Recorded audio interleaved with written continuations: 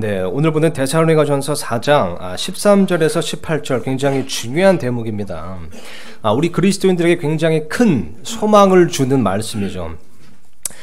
그리스도인들의 부활, 그리스도인의 부활과 예수님의 다시 오심에 대해서 명확하게 기록되어 있는 말씀입니다. 이 대목은 이제 교리적으로 다룰 부분이 굉장히 많습니다. 근데 시간상 다 다루지는 못할 것 같고요. 오늘 본문 말씀에 나오는 이 대목에 대해서, 이 본문 말씀에 나오는 구절에 대해서, 여기에 담긴 교리에 대해서 좀 짚어보는 시간을 갖도록 하겠습니다. 그래서 오늘은 좀 교리적인 내용을 좀 많이 다룰 텐데요. 사실 교리라는 것은 우리가 조금 식상하게 생각할 수 있지만요, 사실 굉장히 중요한 겁니다. 그죠? 디모데후서 말씀에 의하면 모든 성경 기록은 하나님의 영감을 주신 것으로서 교리와 책망과 바로잡음과 의로 교육하기 유익하다 말씀하셨습니다. 그래서 성경 말씀을 통해 교리를 교육하는 것은 굉장히 교회에서 중요한 일인 거고요.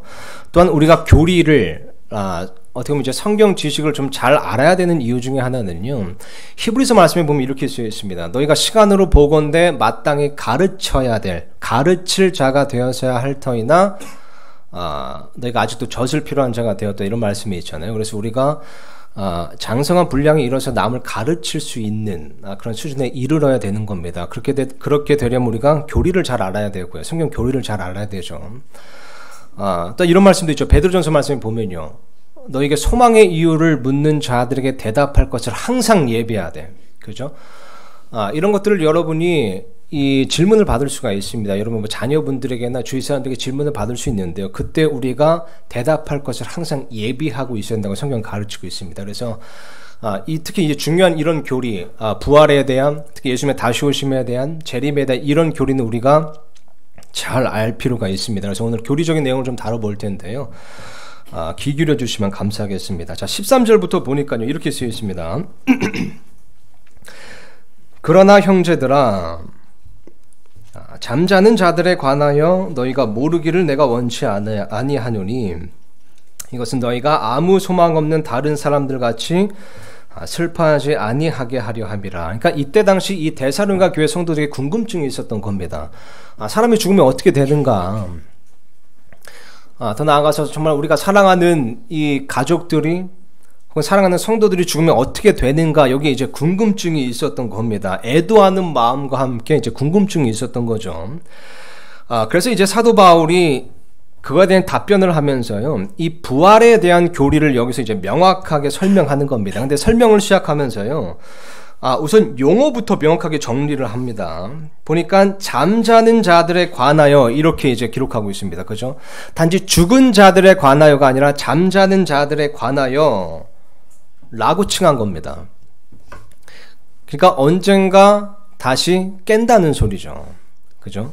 이들을 잠자는 자들이라고 표현하고 있는 겁니다. 이것은 예수님께서도 동일하게 사용하신 표현입니다. 그죠? 우리 친구 나사로가 지금 잠들어 있도다, 이렇게 말씀하셨잖아요. 이 공동묘지를 영어로 세미터리라고 하잖아요.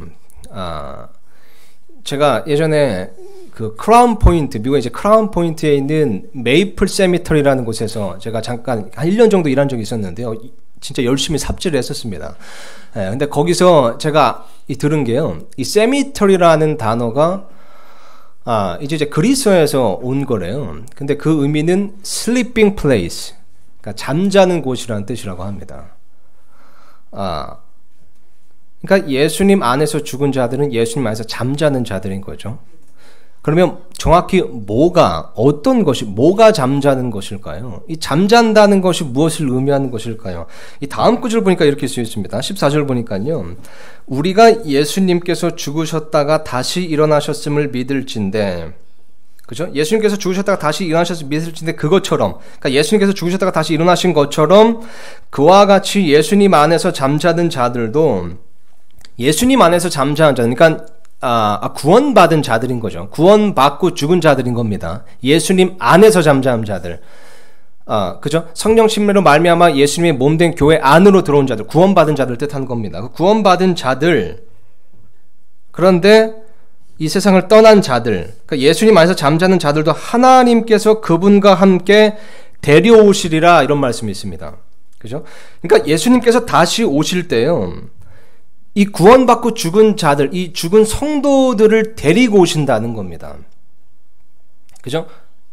그러니까 이 말은 지금 현재 예수님 안에서 죽은 성도들이 예수님과 함께 있다는 소리입니다. 그러니까 예수님이 다시 오실 때 그분께서 그들을 데리고 오실 수 있는 거죠. 그렇다면 왜 이 잠자는 자들이라고 지금 이렇게 표현을 했을까요? 왜냐하면 몸이 지금 잠자고 있기 때문입니다. 그죠? 이들의 영과 혼은 예수님과 함께 있지만, 물론 어떤 이제 혼적인 몸을 또한 입고 있다, 우리가 이렇게 이제 얘기를 합니다. 어쨌든 이 영과 혼은 예수님과 함께 있지만, 이들의 몸은, 그죠? 잠자고 있는 상태인 겁니다. 그래서 사람이 죽으면요, 여러분, 이 몸으로부터 영과 혼이 분리가 됩니다. 그죠? 그래서 성경에서 이 죽음을 얘기할 때요, 이것은 1차적으로 분리를 뜻하는 겁니다. 그래서 하나님으로부터 분리된 것도 죽음이라고 표현하고 있죠. 그래서 몸으로부터 영과 혼이 분리되는 것, 이것을 이제 죽음이라고 성경에서 이제 얘기하는 겁니다. 그래서 이제 예수님 안에서 죽은 자들은요, 몸은 잠을 자지만 영과 혼은 몸에서부터 분리가 되어서 즉시 예수님과 함께 있게 되는 거죠. 그죠? 그래서 사도 바울은 이렇게 고백한 적이 있습니다. 고린도후서 5장 8절 보니까요, 내가 말하노니 우리가 확신에 차서 원하는 바는 차라리 몸을 떠나 주와 함께 있는 그것이라. 그러니까 영과 혼, 그 영혼이 몸을 떠나서 주와 함께 있는 거니까, 몸을 떠나면 그걸로 끝나는 것이 아니라 영과 혼이 몸을 떠나서 주와 함께 있게 된다는 겁니다. 그죠? 그리고 또 빌립보서 보니까 이렇게 고백했습니다. 1장 21절에서 24절 보니까요, 내게는 사는 것이 그리스도시요 죽는 것이 이득이니라. 그러나 내가 육체 안에 산다면 이것이 내 수고의 열매이니라. 그럼에도 내가 무엇을 택할지 알지 못하노니 떠나서, 그죠? 그 육체를 떠나서, 그 몸을 떠나서 그리스도와 함께 있기를 바라며 내가 둘 사이에 끼어 있느니라. 그것이 훨씬 더 좋으나 그럼에도 불구하고 육체 안에 거하는 것이 너희를 위해 더 필요하니라. 그래서 성경 여러 구절을 보면요, 이 사람이 죽었을 때 영과 혼이 몸을 떠나서 주와 함께 있게 된다는 것을 명확하게 지금 기록하고 있는 겁니다. 그렇지만 몸은 땅에 묻히거나, 이제 잠을 자게 되는 거죠. 그죠? 잠자는 이제 상태로 이제 되는 겁니다. 그러니까 그렇게 표현한 거죠. 잠잔다라고 이제 표현을 한 겁니다. 왜 그렇습니까? 왜냐하면 다시 언젠가 부활하고 깰 것이기 때문입니다. 그걸 지금 얘기하는 거죠. 그래서 지금 13절 보니까요, 사도 바울이 이렇게 얘기하는 겁니다. 이것은 너희가 아무 소망 없는 다른 사람들 같이 슬퍼하지 아니하게 하려 함이라. 아무 소망 없는 다른 사람들 같이 슬퍼하지 아니하게 하려 함이라. 물론 우리 사랑하는 사람과 이게 이별을 하면요, 당연히 그 이별에 대한 슬픔은 있을 수밖에 없습니다. 근데 그 슬픔이 아무 소망 없는 슬픔이 아니라는 겁니다. 왜냐하면 그들은 현재 예수님과 함께 있고요, 그들의 몸 또한 부활할 것이며 우리는 그들을 다시 만나게 될 것이기 때문입니다.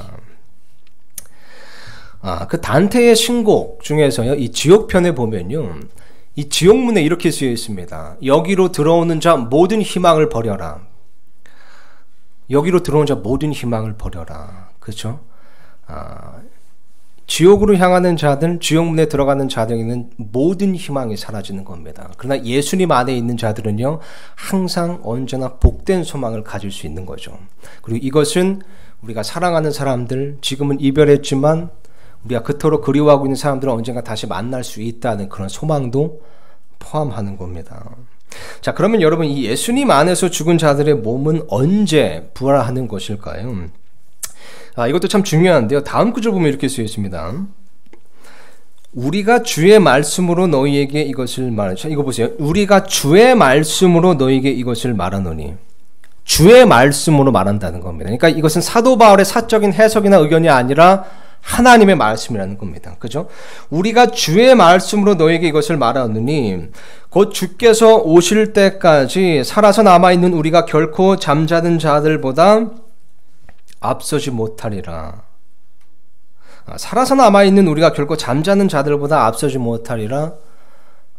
여러 면에서 사실 그렇습니다. 그죠? 여러 면에서 예수님 안에서 잠자는 자들, 우리가 먼저 떠나보낸 그런 성도들보다 우리가 앞설 수가 없는 겁니다. 그들이 우리의 여러 면에서 선임이 되고 선배가 되는 거죠. 왜냐면 그들이 먼저 예수님을 만났기 때문입니다. 그들이 먼저 천국 생활을 시작한 겁니다. 그죠? 그들이 우리보다 먼저 궁극적인 기쁨과 그 행복을 누리고 있는 겁니다. 그래서 사도 바울이 그렇게 고백한 겁니다. 내게는 죽는 것이 득이라. 그리고 요한계시록 말씀에 보면 이렇게 쓰여 있습니다. 14장 13절 보니까요. 또 내가 들으니 하늘로부터 한 음성이 나서 내게 이르되 기록하라. 이제부터 주 안에서 죽는 자들은 복이 있도다 하시매. 성령께서 이르시되 그러하다. 이것은 그 이유가 나오죠. 그들이 그들의 수고를 그치고 안식하게 하려 함이니 그들의 행위가 그들을 뒤따르리로다 하시더라. 그들의 몸은 잠자고 있습니다. 그렇지만 그들의 영과 혼은 예수님과 함께 있으면서요. 궁극적인 안식을 누리고 있는 겁니다. 우리보다 앞서서 그 크나큰 기쁨과 행복을 누리고 있는 거죠. 그래서 우리가 그들보다 앞설 수가 없는 겁니다. 그런데 이 말은요, 1차적으로 이제 부활의 순서를 얘기하는 것이기도 합니다. 16절 보니까요, 이 부활의 순서를 지금 명백히 밝히고 있는데 이렇게 쓰여 있습니다. 주께서 호령과 천사장의 음성과 하나님의 나팔 소리와 함께 친히 하늘로부터 내려오시리니. 여기서 지금 호령과 천사장의 음성과 하나님의 나팔 소리, 이 부분, 특히 이제 하나님의 나팔 소리 이 부분은요, 좀 교리적으로 중요하게 다룰 부분이 있습니다. 근데 제가 이것은 이제 뒷부분에 좀 남겨놨었는데요. 시간상 이거를 오늘 못 다룰 것 같아요. 그래서 이거를 다음 시간에 살펴볼 텐데요. 다음 시간에 이제 5장에 들어가게 되거든요. 근데 5장 보면 5장도 이 재림교리가 나옵니다. 그래서 그때 요 부분은 좀 보충 설명을 좀 하도록 하겠습니다. 자, 그래서 다시 한번 읽으니까요. 주께서 호령과 천사장의 음성과 하나님의 나팔 소리와 함께 친히 하늘부터 내려오시리니, 보세요. 그리스도 안에서 죽은 자들이 먼저 일어나고, 순서가 나오는 겁니다. 그죠? 그리스도 안에서 죽은 자들이 먼저 일어나고 먼저 부활되고, 17절 보니까요. 그 뒤에 살아서 남아있는 우리가 그들과 함께 구름들 속으로 채워 올라가 공중에서 주를 만나리라. 그죠? 자, 그러니까 제가 신약 성도들의 몸이 이제 부활하는 시점은요, 예수님께서 공중 강림하실 때인 겁니다. 그죠? 예수님께서 공중 강림하실 때요, 아까 성경 말씀에, 본 말씀에 읽은 것처럼 예수님께서 이미 죽은, 예수님 안에서 죽은 성도들을 데리고 오시는 겁니다. 그러니까 함께 오시는데요, 먼저 그들의 몸이 부활을 하는 겁니다. 잠자고 있던 그들의 몸이 먼저 부활을 하는 겁니다. 그리고 난 다음에 이제 살아서 남아있는 자들이 공중으로 채워 올라가면요, 거기서 그들이 갖고 있던 몸이 영화로운 몸으로 변하게 되는 겁니다. 그죠? 순서가 그렇게 된다는 겁니다. 먼저 그리스도 안에서 죽은 자들의 몸이 먼저 부활하고요. 그 다음에 살아서 남은 자들의 몸이 변화되는 겁니다. 이것을 고린도전서 15장에는요 이렇게 밝히고 있습니다. 51절에서 53절 보니까요, 보라, 내가 너에게 한 가지 신비를 보이노니 우리가 다 잠자지 아니하고 마지막 나팔 소리가 날 때에 눈 깜짝할 사이에 순식간에 다 변화되리라. 나팔 소리가 나매, 여기도 순서가 나옵니다. 죽은 자들이 썩지 아니할 것으로 일어나고, 이게 먼저죠. 그 다음에 우리가 변화되리니, 다음 순서인 겁니다. 이 썩을 것이 반드시 썩지 아니함을 입고 이 죽을 것이 반드시 죽지 아니함을 입으리로다. 그러니까 예수님께서 공중 강림하시면요, 그때 예수님 안에서 죽은 자들과 함께 오시는데 그들의 몸이 먼저 부활하고 그 뒤에 살아서 남은 있는 자들이 공중으로 채워 올라가서 그때 영원한 몸을 입게 되는 겁니다. 몸이 변하게 되는 것이죠. 자, 그럼 우리가 또 이제 살펴볼 것이요. 그러면 어떤 식으로 우리가 이 부활의 몸을 입는가, 혹은 우리가 입게 되는 이 부활의 몸은 어떤 것인가. 자, 이 부분도 중요한 부분입니다. 성경에 보면요, 몇 가지 이제 분명한 사실을 기록하고 있습니다. 첫 번째 사실은요, 우리의 원래 몸이 기본적으로 사용이 된다는 겁니다. 바꿔 말씀드리면요, 그러니까 우리가 이제 부활의 몸을 입을 때 우리가 원래 사용하던 그 몸이 완전히 사라져 버리고 새로운 몸을 입는 것이 아니라요, 그죠? 잠자고 있던 그 몸이 다시 부활을 하고 그 몸이 영화로운 몸으로, 완전한 몸으로 변화가 되는 겁니다. 그러니까 쉽게 말하면 예수님께서 다시 오실 때 그 죽은 자들의 몸의 원소들을 모으신다는 거죠. 그죠? 그래서 오늘 본문 말씀에도 그리스도 안에서 죽은 자들이 먼저 일어난다는 겁니다.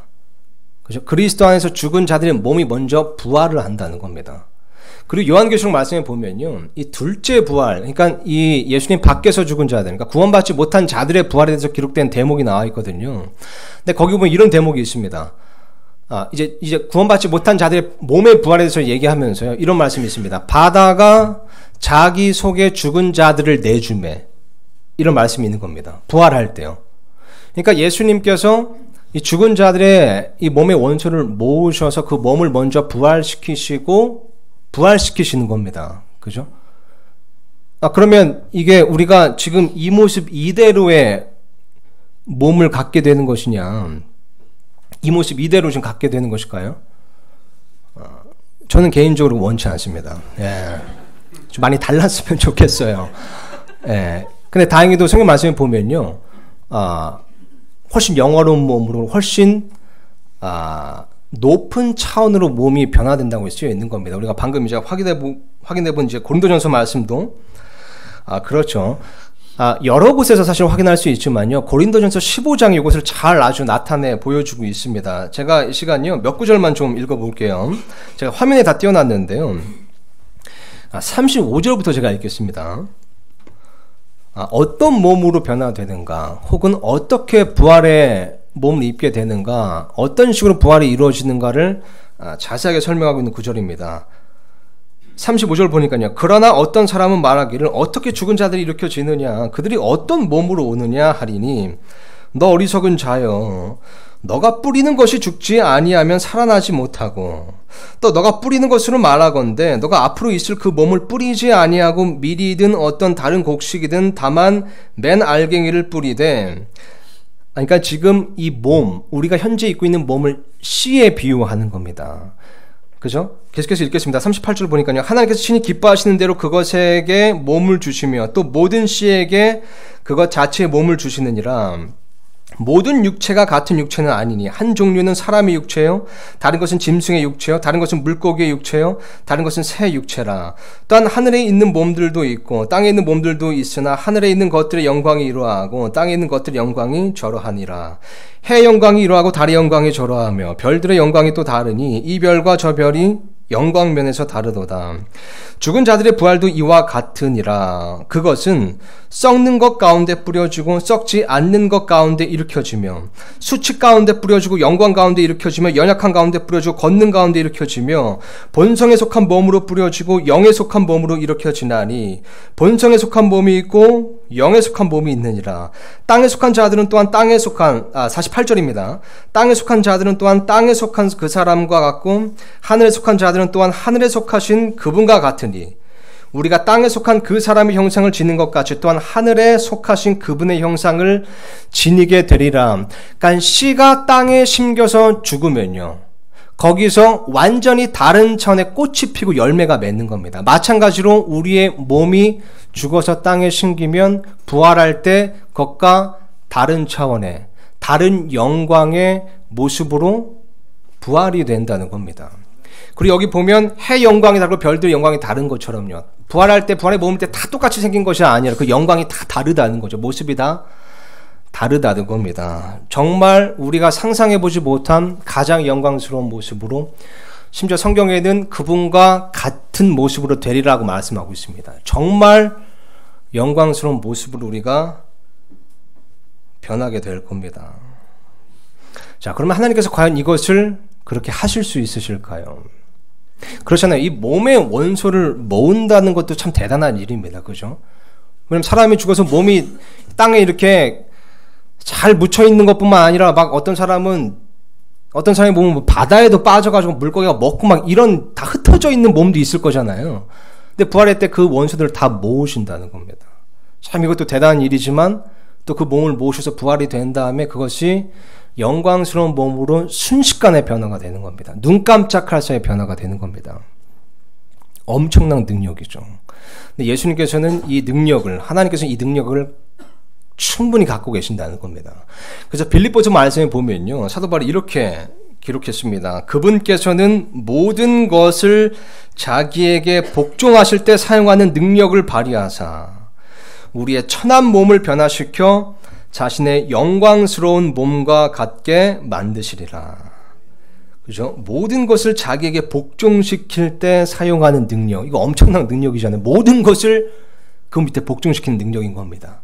근데 그 엄청난 능력을 이때도 사용하시는 겁니다. 우리의 천한 몸을 영광스러운 몸으로 변화시키는 데도 사용하시는 겁니다. 이게 이제 성경에서 가르치는 간략한 부활에 대한 교리입니다. 사실 이것을 우리가 당장 우리 삶에 뭐 적용할 수 있는 교리는 아니죠. 뭐 당장 일어나는 일이 아니니까요. 그렇지만 우리가 이 부활의 교리에 대해서 가만히 묵상해 보면요, 분명히 이것이 우리의 삶에 영향을 미칩니다. 이 어려운 삶 가운데서도 우리에게 복된 소망을 가져다 주는 겁니다. 왜냐하면 우리 눈에 보이는 이것이 전부가 아니라는 거잖아요. 이게 전부가 아니라는 겁니다. 더 영광스러운 것, 더 영원한 것, 더 고귀한 것이 있다는 겁니다.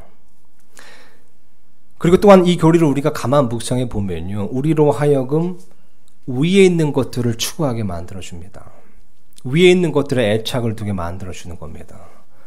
사라질 것들에 가치를 두는 것이 아니라 영원한 것에 가치를 두게 우리를 촉구하는 겁니다. 그래서 우리가 이 부활의 교리를 종종 묵상할 필요가 있습니다. 우리가 어떻게 되는가? 예수께서 다시 오시면 공중 강림하실 때 어떻게 되는가? 그때 무슨 일이 벌어지는가? 그래서 우리가 종종 묵상할 필요가 있는 겁니다. 이것이 이제 부활의 교리이고요. 이것과 비슷하게요. 그러니까 지금 당장 우리 삶에 적용할 수는 없지만 이것을 가만히 묵상했을 때 우리의 삶에 영향을 미치는 또 다른 교리가 있습니다. 그것이 바로 예수님의 재림에 대한 교리입니다. 이 데살로니가 전서 후서를 보면요, 이제 처음에도 말씀드렸지만 예수님의 재림 교리가 많이 등장을 합니다. 심지어 이 각 장, 모든 장에 예수님의 다시 오심에 대해서 언급한 구절이 있을 정도입니다. 그리고 오늘 보는 이 본문 말씀이 또 그 중에 하나인 거죠. 자, 그런데 이제 하나님의 경륜을 믿는 우리들은요, 하나님의 경륜 혹은 세대적 진리를 믿는 우리들은요, 성경 말씀에 따라서요, 이 예수님의 재림을 두 단계로 나눕니다. 공중 강림과 지상 강림으로 나누죠. 제가 성경 말씀에 따라서라고 이제 말씀드린 이유는요, 성경에서 이 공중 강림과 지상 강림의 차이를 분명하게 기록하고 있기 때문입니다. 공중 강림, 예수님의 지상 강림을 묘사할 때 그것이 서로 완전히 다르게 묘사가 되어 있습니다. 어떤 사람들은요, 예수님의 공중 강림, 지상 강림을 같은 사건으로 보는 사람들이 있습니다. 그래서 이유를 물어보면요, 이런 얘기도 합니다. 이 예수님의 공중 강림, 그리고 이제 이 지상 강림을 묘사할 때요, 이제 coming, 그러니까 예수님께서 오다라는 단어, 그 이제 원어를 보면 팔루시아라는 같은 그리스어 원어가 쓰였거든요. 그러니까 같은 그리스어 원어가 쓰였다고 해서 공중 강림과 지상 강림을 같은 사건으로 보는 겁니다. 근데 이 팔루시아라는 단어는 그저 오다, 커밍이라는 것을 의미할 뿐이지 어떤 특수한 사항을 얘기하는 것은 아니거든요. 그러니까 그것이 근거가 될 수는 없는 거죠. 자, 그래서 오늘 제가 이런 대부분 아시는 내용이겠지만요, 다시 한번 이 재림의 두 가지 단계, 이 두 단계를 좀 상기시켜 드리고자 하는데요. 제가 그림을 띄워놨습니다. 그림을 보시면서 제가 설명을 좀 드릴 텐데요.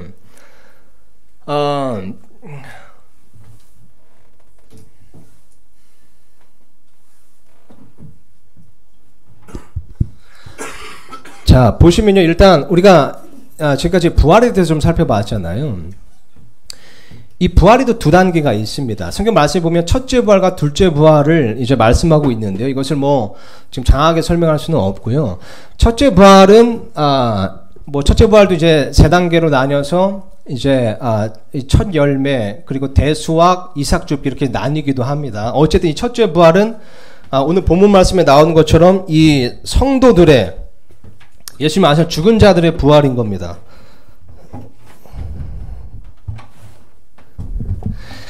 그래서 보시면 예수님께서 공중 강림하실 때 예수님 안에서 잠자는 자들이 이제 공중으로 들려 올라가게 되고요. 그때 몸이 변하게 되는 것이죠. 마찬가지로 예수님께서 공중 강림하실 때 이미 예수님 안에서 잠자고 있던 자들이 예수님과 함께 옵니다. 그랬을 때 먼저 그들의 몸이 부활을 하는 거죠. 그래서 첫째 부활이 여기서 이루어지는 거고요.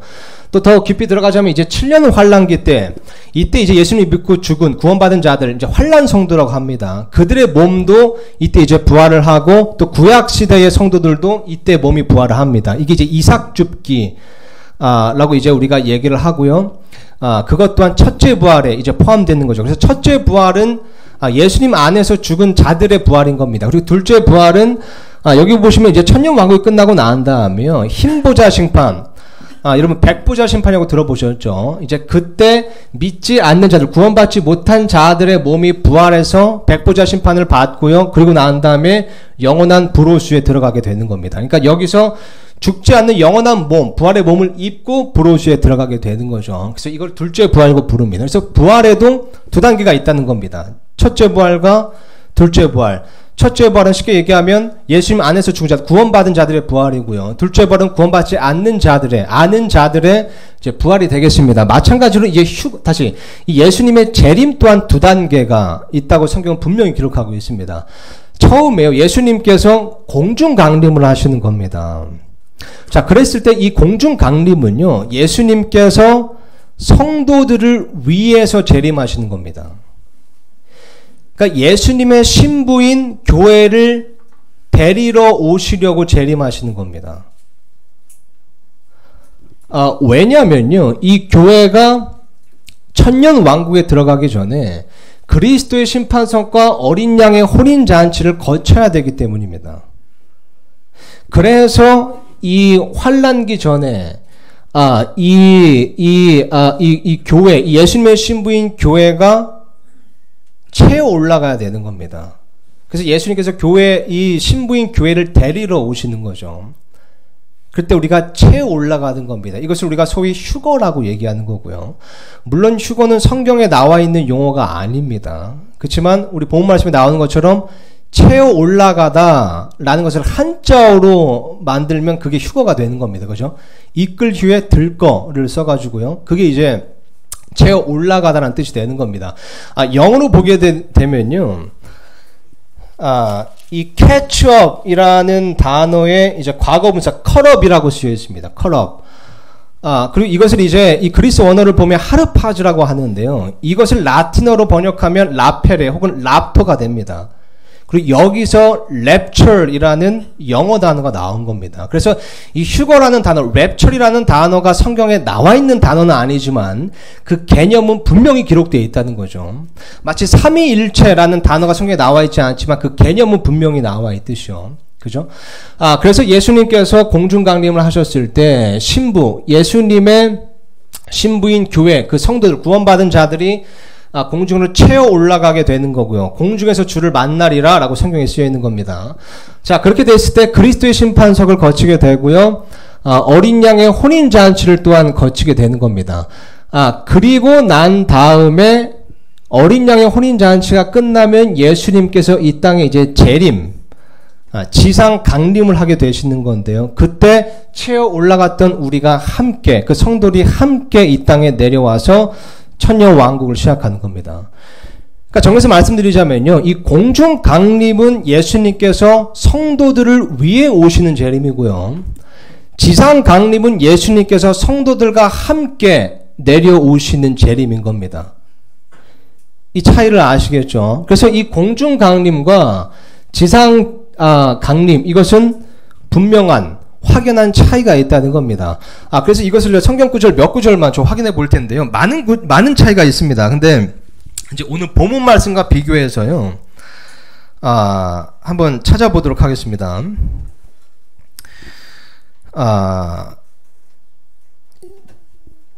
이 공중 강림과 지상 강림의 차이. 자, 첫 번째 차이는요. 이 공중 강림은 아까 이제 말씀드렸듯이 신부들을 데리러 오시는 재림이고요. 지상 강림은 성도들과 함께 오시는 겁니다. 그래서 오늘 본 말씀에 보면 우리가 채어 올라가서 공중에서 주님을 만나게 된다고 쓰여 있는 겁니다. 그죠? 예수님께서 우리를 데리러 오시는 겁니다. 근데 요한계시록 19장에 보면요, 이 예수님의 지상 강림을 묘사한 대목이 나옵니다. 근데 거기 보면 이렇게 쓰여 있습니다. 요한계시록 19장 말씀이고요. 제가 화면에 띄워놨습니다. 그 전에 요거 한번 볼게요. 그림 다시 한번 넘겨주세요. 이건 좀 중요한 부분이라서요. 우리가 이제 그리스도의 심판에서 어린 양의 혼인 잔치를 이제 7년 동안 하늘에서 있게 되면요, 이 땅에서는 7년 환란기가 있는 겁니다.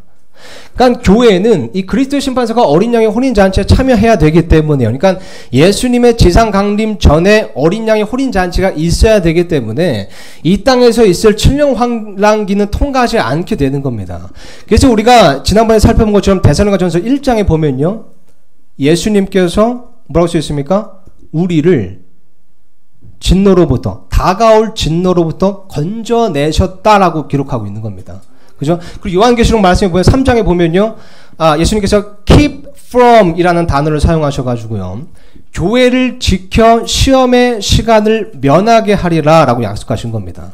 그러니까 그 시험의 시간, 이 7년 환란기를 면하게 하신다고 약속하신 거죠. 이 keep from이라는 단어는 논쟁의 여지가 없습니다. 자, 돌아와서요, 이 공중강림과 지상강림의 차이. 공중강림은 성도들을 데리러 오시는 거고, 지상강림은 신부인 성도들과 함께 오시는 겁니다. 그래서 요한계시록의 말씀 보면요, 19장에 보니까 지상강림을 묘사한 대목이 나오면서 이렇게 쓰여 있습니다. 또 내가 하늘이 열린 것을 보니 보라 흰 말이라. 그 위에 타신 분은 신실하시니 참되신이라 불리더라.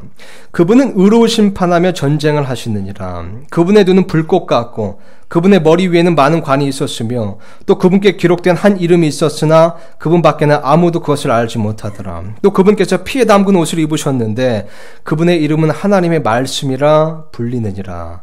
하늘에 있던 군대들이 흐이고 깨끗한 고운 아마포 옷을 입고, 이게 이제 구원받은 성도들을 뜻하는 것이죠. 흰 말을 타고 그분을 따르더라. 그러니까 예수님께서 지상 강림하실 때요, 그죠? 하늘이 열리고 예수께서 흰 말을 타고 오시는데 그 뒤를 누가 따르는 겁니까? 우리 성도들이 따르는 겁니다. 그러니까 공중 강림 때는 예수님께서 성도들을 데리러 오시는 것이고, 지상 강림 때는 성도들과 함께 오시는 겁니다. 우리가 앞장서서 흰 말을 타고 계시는 그 예수님을 뒤따르게 될 겁니다. 그리고 두 번째 차이는요, 이 용어 그대로 공중 강림은 예수님께서 공중으로 오시는 거고요, 지상 강림은 예수님께서 지상으로 오시는 겁니다. 그러니까 공중 강림 때는요, 예수님께서 이 땅에 발을 대지 않으세요. 왜냐면 공중 강림은 이 세상, 이 땅과 관련이 없는 사건이기 때문입니다.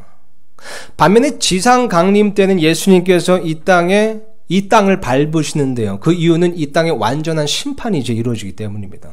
그죠? 그래서 이 성경 기록에요, 이 공중 강림에 대해서 묘사한 대목을 보면 심판에 대한 언급이 없습니다. 근데 지상 강림에 대해 묘사한 대목을 보면 심판에 대해서 많이 언급이 되어 있는 겁니다. 그러니까 이 차이가 있다는 겁니다. 그래서 오늘 본문 말씀에서도 예수님께서 공중 강림하시는데 여기에 심판 얘기는 나오지가 않는 거죠. 그죠?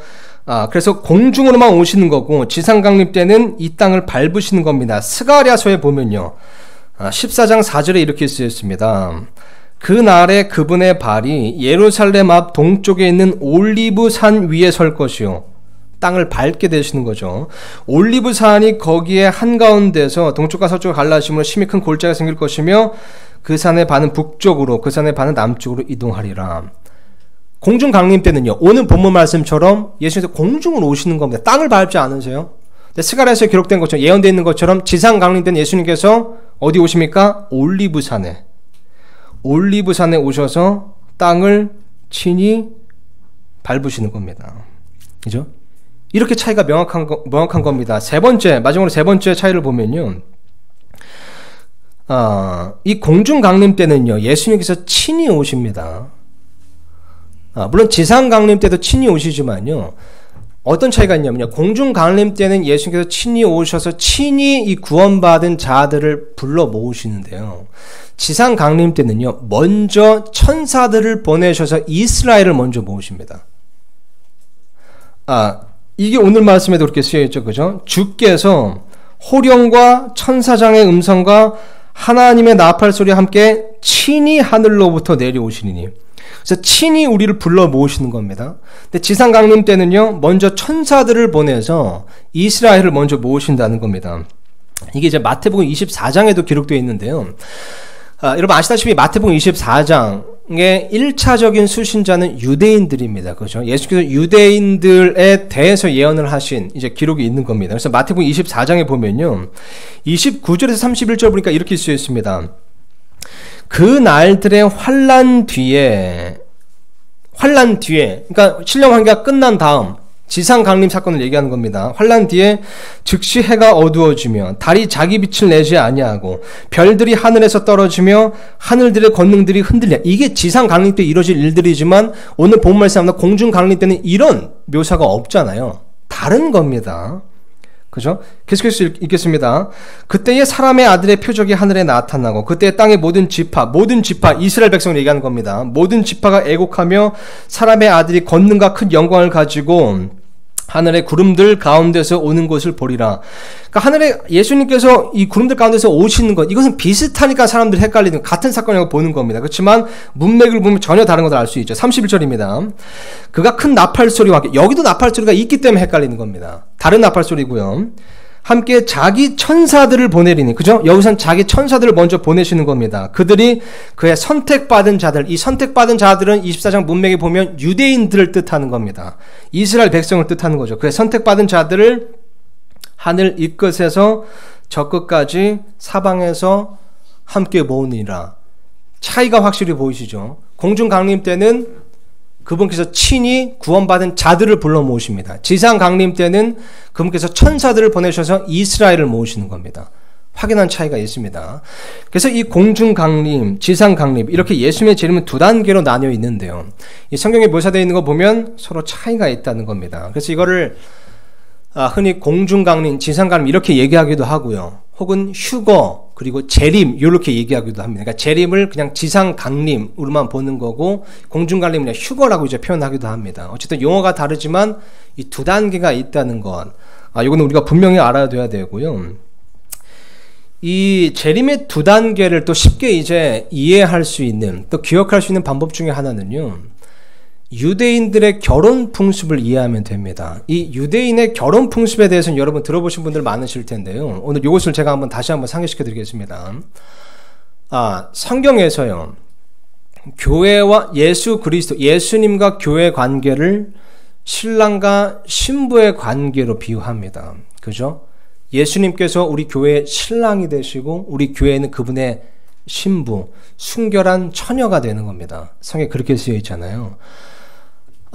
유대인의 결혼 풍습에 보면요, 이 결혼 풍습, 유대인의 결혼을 보면 몇 가지 단계가 있는데요. 이 첫 번째 단계는 정혼 단계입니다.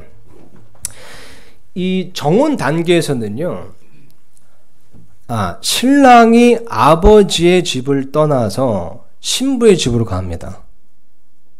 그래서 아버지의 집을 떠나서 신부의 집으로 가는데 신부의 집에 가서 뭘 하느냐? 먼저 지창금을 내고요. 정혼 언약을 맺는 겁니다. 신부하고요. 지창금을 내고 정혼 언약을 맺는 겁니다. 이게 유대인 결혼 풍습의 첫 번째 단계입니다. 마찬가지로 예수님께서도요, 아버지의 집을 떠나서 육신을 입고 이 땅에 오셨습니다. 그리고 우리와 세상속 언약, 정혼을 맺으셨죠. 그때 지창금을 지불하셨습니다. 그 지창금이 뭐였죠? 예수님의 죄 없는 피, 그 보혈이 지창금이었던 겁니다. 그 성경 말씀을 보면 이렇게 쓰였습니다. 이 사도행전 말씀 보면요, 20장 28절 보니까요, 그러므로 너희 자신과 온 양떼에게 주의를 기울이라. 성령님께서 너희를 그들의 감독자로 삼으사 하나님의 교회, 보세요, 곧 그분께서 자신의 피로 사신 교회를 먹이게 하셨느니라. 그분께서 지창금으로 그분의 죄 없는 보혈을 흘리신 겁니다. 우리의 죄를 사면하시기 위해서, 우리를 구원하시기 위해서 지창금을 내신 겁니다. 고린도전서 말씀에 보면 또 이렇게 쓰여 있습니다. 6장 20절 보니까요, 주께서 값을 치르고 너희를 사셨느니라. 예수님께서 신랑으로서 아버지 집을 떠나서 신부의 집으로 오셨을 때요, 지창금을 내시고 그 예수님의 죄 없는 보혈로 지창금을 내시고 우리를 사신 겁니다. 우리와 정온 언약을 맺으신 겁니다. 그래서 사도 바울은요, 고린도후서의 말씀 보면 이렇게 하나님의 영감을 기록했습니다. 11장 2절 보니까요. 내가 하나님께 속한 질투로 너희에 대해 질투하노니 이는 내가 너희를 순결한 한 처녀로 그리스도께 드리기 위해 한 남편에게 너희를 정혼시켰기 때문이라. 그러니까 현재 교회와 예수님의 관계는 정혼한 관계인 겁니다. 자, 그리고 나은 다음에요. 이 정혼을 하고 나은 다음에 바로 신랑이 신부를 집으로 데리고 가는 것이 아닙니다. 그 다음에는요. 처소 예비 단계가 있습니다. 그러니까 이 신랑이 이 신부와 이 정혼을 하고 난 다음에요. 다시 아버지 집으로 돌아가는 겁니다. 그래서 거기서 신부와 함께 거할 처소를 예비하는 겁니다. 이게 보통 1년에서 길게는 2년까지 이제 걸린다고 합니다. 근데 중요한 것은요. 이 예수님께서도 그렇게 말씀하신 적이 있죠. 요한복음 말씀 보면요. 14장 2절 3절 보니까요. 내 아버지 집에 거할 곳이 많도다. 그렇지 않으면 내가 너희에게 말해 주었으리라. 내가 너희를 위해 처소를 예비하러 가노니 가서 너희를 위해 처소를 예비하면 내가 다시 와서 너희를 내게로 받아들여 내가 있는 곳에 거기에 너희도 있게 하리라. 예수님께서 우리의 신랑 되심을 정확하게 보여주는 구절인 겁니다. 그죠? 유대인의 결혼 풍습을 모르면 이 말씀을 잘 이해할 수가 없는 겁니다. 근데 이때 당시 이것을 들었던 유대인들은 정확히 이것을 알아들었죠. 그분께서 우리의 신랑 되시는구나. 우리를 위해 처소를 예비하시고 우리에게 다시 오시는구나. 우리를 데리러 오시는구나 라고 이해했던 겁니다. 어떤 사람이 이렇게 얘기했다고 합니다. 제가 인용하자면요. 하나님께서 온 세상을 만드시는데 6일이 걸렸다. 그런데 내가 거할 곳을 예비하신 데는 2000년이 걸린다면 내가 영원히 거할 곳은 잠깐 있을 이 세상보다 얼마나 좋은 곳인가. 예수님께서 우리가 정혼을 정혼 언약을 맺으신 다음에요. 아버지 집으로 돌아가셨습니다. 그 이유가 무엇이라고요? 우리를 위한 우리와 함께 거할 그 처소를 예배하러 가신 겁니다. 하나님께서 세상을 만드실 때 6일이 걸리셨다면요. 근데 우리를 위해 처소를 예배하실 때 2000년이 걸리신다면 그것은 얼마나 좋은 곳이겠습니까? 우리가 이것을 바라보고 기다리며 살아야 되는 겁니다. 자, 그리고 난 다음에는요, 이제 신부 인도 단계가 있습니다. 이 용어는 사실 제가 만든 겁니다. 근데 어쨌든, 자, 정혼을 했습니다. 그리고 난 다음에 집으로 돌아가서 1년에서 2년 동안, 처소를 이제 예비하는 겁니다. 자, 그리고 처소가 예비가 되면, 이제 신부를 데리러 다시 오는 겁니다. 여기서 중요한 것은요, 그 신부를 데리러 가는 그 날은 오직 아버지의 권한에만 있다는 겁니다. 마찬가지로 예수님께서 우리 신부를 데리러 오실 겁니다. 그게 오늘 본 말씀에 나오는 공중 강림인 거죠. 그렇지만 그 때는, 그 날과 시각은 오직 아버지 하나님께서만 아시는 겁니다. 이것을 예수님께서도 말씀하셨죠. 그죠? 그렇지만 정하신 때에 반드시 우리의 신랑이신 예수님께서 우리를 데리러 오실 겁니다. 자, 그래서 이제 신부를 자기 아버지의 집으로 이제 데려가면요. 이제 혼인식이 있는 겁니다. 이게 이제 네 번째 단계라고 볼 수 있는데요. 이 혼인식 때는요. 이 혼인식과 함께 신랑과 신부가 혼인방에서 이제 하나가 되고요. 그러니까 신랑과 신부가 혼인방에서는 하나가 되고, 그리고 이제 밖에서는 혼인잔치가 벌어집니다. 근데 보통 이 혼인잔치가요. 7일 동안 진행이 됩니다. 마찬가지로 여러분, 우리도 이제, 공중을 채워 올라가서 하늘에 이르게 될 거고요. 거기서 그리스도의 심판성을 거치고 어린 양의 혼인잔치에 참여하게 되는 겁니다. 자, 근데 이 유대인의 결혼 풍습을 보면요. 자, 보세요. 신랑과 신부가 혼인방에 들어갔습니다. 밖에서는 어린 양의 혼인잔치가 이제 이루어지는 겁니다. 자, 근데 신부는요, 7일 동안 혼인방에서 나오지를 않습니다. 그러니까 세상에 공개되지가 않는 거죠. 마찬가지로 우리도 혼인잔치에 참여하게 되지만요. 우리가 세상에 아직 공개되지는 않는 겁니다. 그리고 그 다음 단계가 바로 신부 공개 단계입니다. 7일 동안의 혼인잔치가 끝나게 되면요, 신랑이 신부를 혼인방에서 데리고 나와서요, 온 세상에게 공개하는 겁니다. 마찬가지로 어린 양의 혼인잔치가 끝나게 되면, 7년 동안의 어린 양의 혼인잔치가 끝나게 되면 예수님께서 지상 강림을 하실 때 신부인 우리 성도들과 함께 오셔서 만천하에 우리를 신부라고 공개하시는 겁니다. 그게 지상 강림인 거죠. 그래서 이 유대인의 이 결혼 풍습만 보더라도요, 이 재림의 두 단계가 있다는 것을 알 수 있고요, 공중강림과 지상강림이 확연하게 구분된다는 것을 알 수가 있는 겁니다. 예수님의 지상강림 전에 신부를 세상에게 공개하는 그 날이 있기 전에 반드시 어린 양의 혼인잔치가 있어야 되기 때문에요. 그렇기 때문에 우리가 환난 전에 휴거가 돼야만 하는 겁니다. 천년왕국 전에, 지상강림 전에 혼인잔치가 있어야 되기 때문에요, 우리는 환난 전에 휴거가 돼야만 하는 겁니다. 그래서 오늘 본문 말씀에서 마지막 구절에 이렇게 쓰여 있는 거죠. 그러므로 이 말씀들로 서로 위로하라. 그래서 이 말씀들로 서로 위로할 수 있는 겁니다.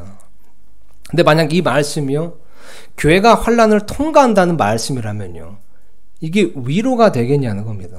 위로가 아니라 두려움을 주는 거죠. 근데 이 말씀들은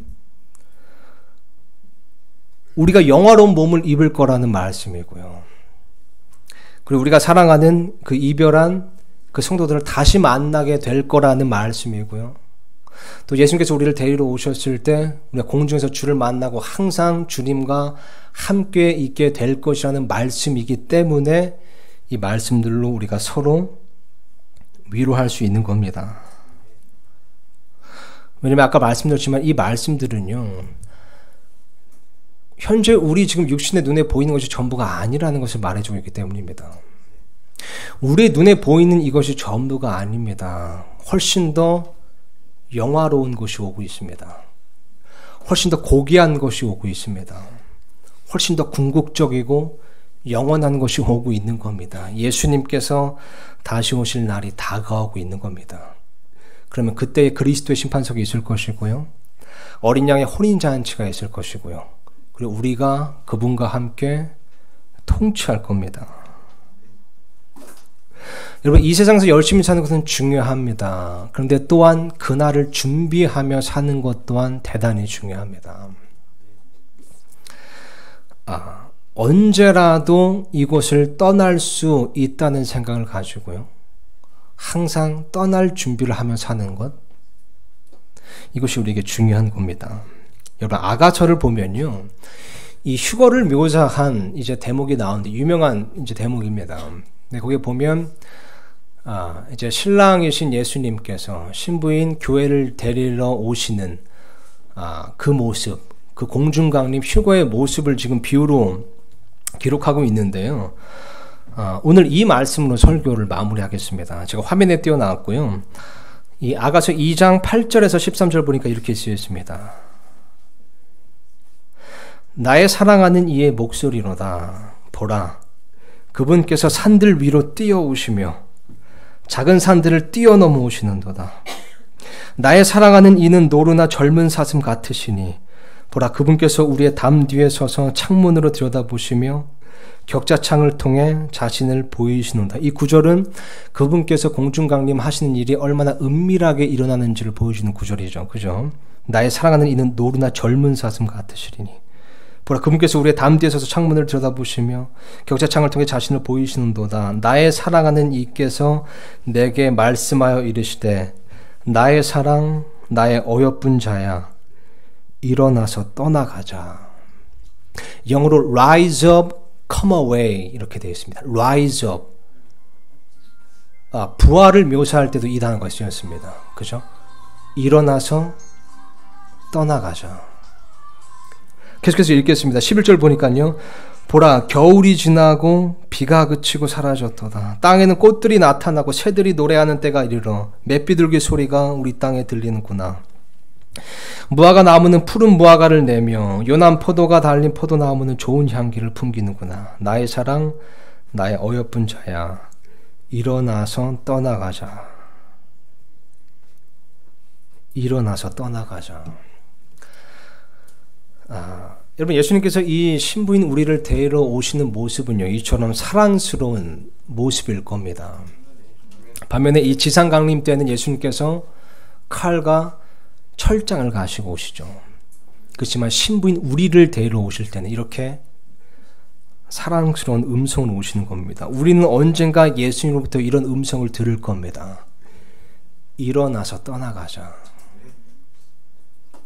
그럴 때 우리는 지체 없이 이곳을 떠나게 될 것이고요.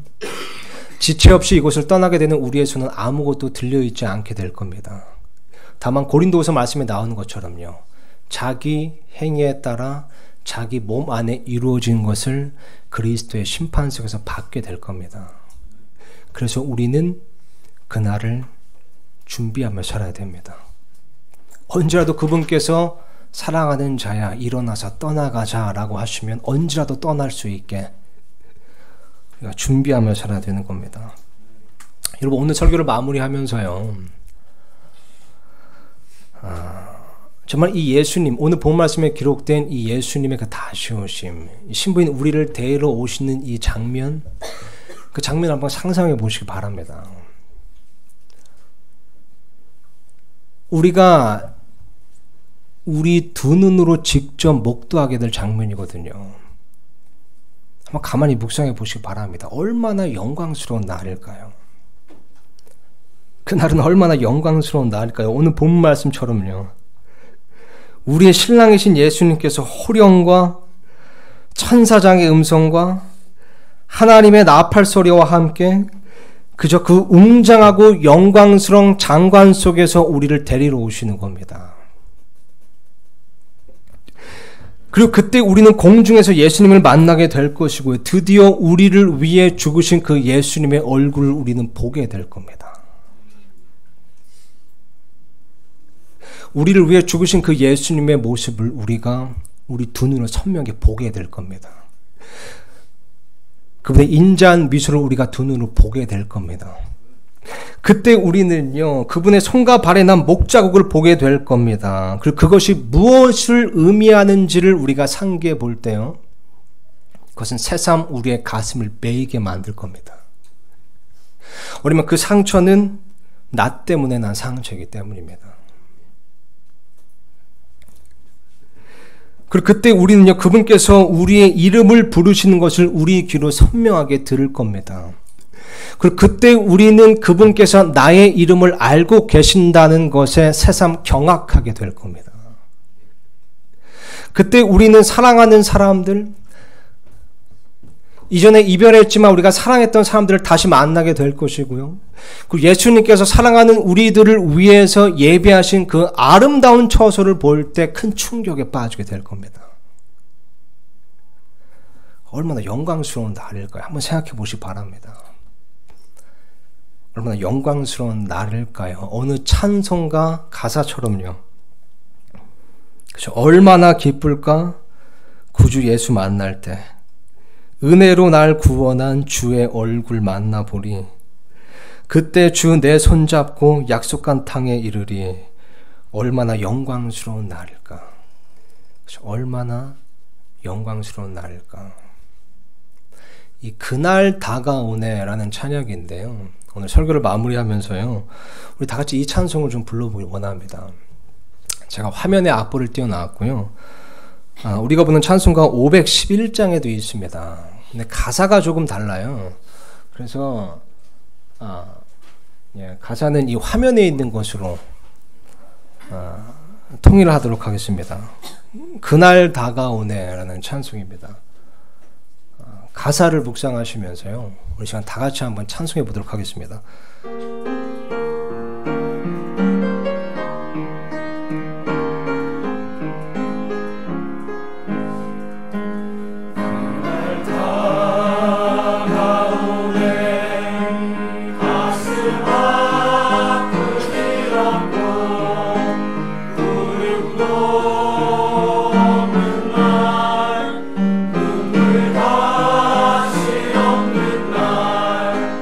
행복한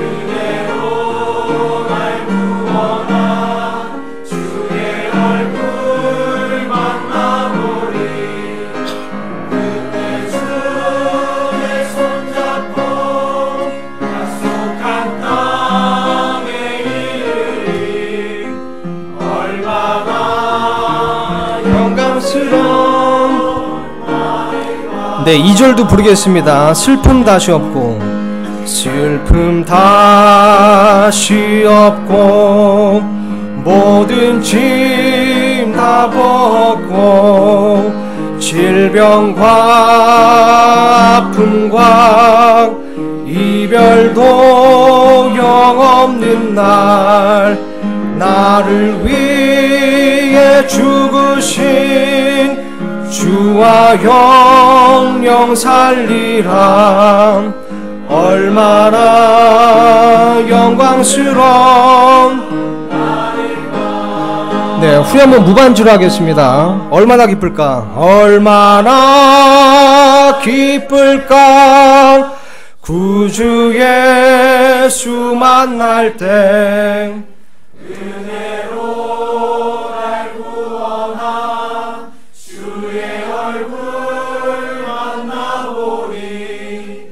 그때 주의 손잡고 약속한 땅에 이르리. 얼마나 영광스러운 날일까. 아멘. 예, 아무리 바쁜 삶이지만요, 우리가 그 영광스러운 날, 그 날을 기다리며, 또한 고대하며, 그렇게 그리며 살아야겠습니다. 시간 기도하고 마치겠습니다.